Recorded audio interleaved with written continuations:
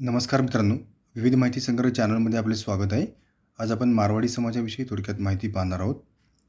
मारवाडी समाज हा मूळचा राजस्थानमधील मारवाड प्रांतातील असला तरी आज हा समाज केवळ भारतातच नव्हे तर जगभरात आपल्या व्यापार कौशल्यासाठी ओळखला जातो. महाराष्ट्रातही हा समाज सर्वत्र आढळतो. व्यापार हा त्यांचा मुख्य व्यवसाय असल्याने सर्व भागात पसरलेले आहेत. त्यामुळे त्यांना वाणी म्हणूनही ओळखले जाते.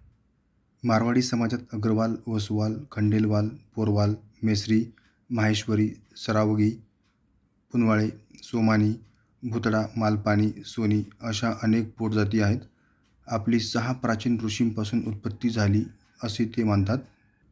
मारवाडी लोक मेहनती, शांत असून व्यापाराबरोबरच सावकारी व दलाली करून बरेच श्रीमंत झाले आहेत. त्यांची भाषा मारवाडी ही आहे.